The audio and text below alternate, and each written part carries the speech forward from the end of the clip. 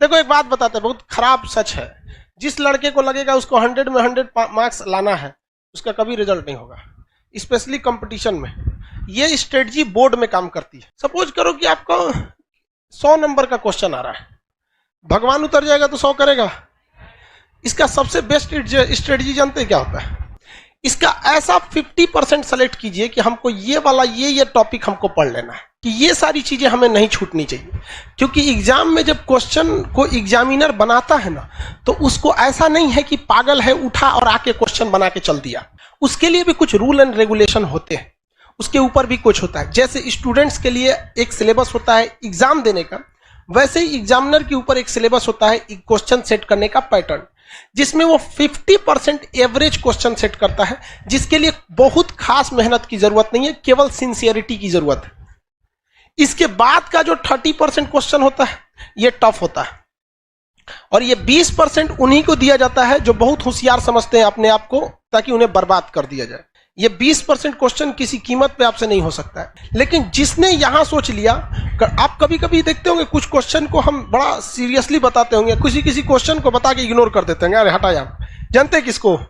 ये 20% वाले। हम ये 20% भी बढ़ा सकते हैं, लेकिन फिर दिक्कत क्या होगा? फिर आपसे रीजनिंग गया काम से, आपसे इंग्लिश गया काम से, मैथ गया काम से, सब चीज चौपट होने लगे। तो आपको क्या बनना है? जनरलिस्ट बन रहा है, स्पेशलिस्ट नहीं बनना है, कि कम से कम ये वाला तो ससुरा किसी कीमत पे ना छूटे, ये वाला नहीं छूटे।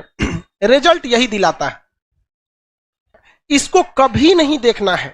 इवन मैथ में देखिएगा क्या होता है। हम तो मैथ के टीचर नहीं हैं जो हम आपको मैथ के बारे में समझाएं, लेकिन लड़का को कभी कभी देखते हैं, एक लड़का यहीं के लाइब्रेरी में कभी कभी चले जाते हैं हम भी, एक बार रात में देखे लड़का सीजीएल की तैयारी कर रहा था, कैट का मैथ बना रहा है। मतलब क्या कर लोगे यार? बाकी इंग्लिश चौपट होगा, फिर रीजनिंग चौपट हो जाएगा।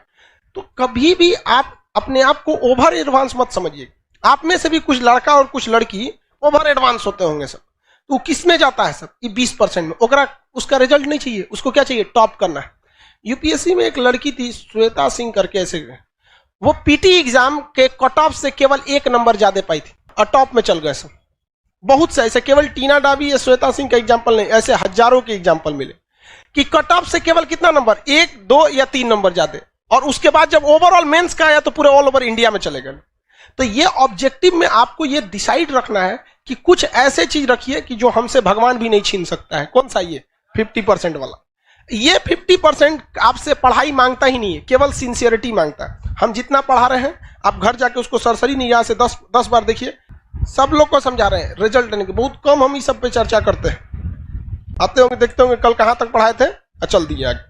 उसके बाद मेहनत इसे करना है। इस वाले कुछ ऐसा क्वेश्चन आता है ना कि कभी कभी देख के सोचना हमारा दिमाग जल जाता है। तो कौन सा है? 20%। उसमें कभी मत पढ़िएगा। किसमें पढ़ना है आपको? ये दोनों। ये तो सब लोग को आता है मार्क्स। कोनो एग्जाम में बैठिएगा आपको ऐसा थोड़े 0 पाके आइएगा। तो जितना आपका मटेरियल है या जो हम पढ़ाते हैं, तो हम भी इसी को ध्यान में रख के पढ़ाते हैं। जब आप यहां तक पढ़ाई कर रहे होते हैं तो यहां बहुत मजा आता है। जब इसमें घुसते हैं तो थोड़ा दिमाग लगाना पड़ता है, और जब इसमें घुसते हैं तो बोरिंग लगने लगता है। तो ससुरा ये हमारा फेलो करा रहा है, पढ़ाई को बोरिंग भी बना रहा है। तो हमको भी गम ने मारा, तुमको भी गम ने मारा, इस गम को मारे डालो। समझ आ गया कि नहीं है? अब अगर कोई पूछ दे आपसे कि हर्षवर्धन को किसने पराजित किया, आपको कहेगा यार पुलकेशिन द्वितीय नहीं पता है सर, तो बोलबे किए थे 20% नहीं आता है। अरे यार लेवल भी तो ध्यान रखो, वो 50% वाला में से है। हाँ? उसको तो आपको हर हाल में पता होना चाहिए।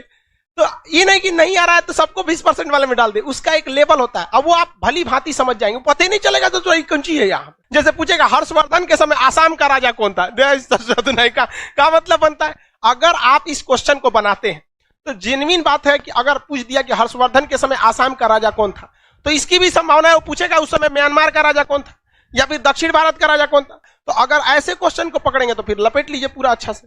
तो आपको ध्यान ये नहीं रखना है कि पढ़ना कितना है, डिसाइड ये करिए पढ़ना क्या है, बस इसमें ध्यान। इसलिए ज्यादा होशियार मत बनिएगा।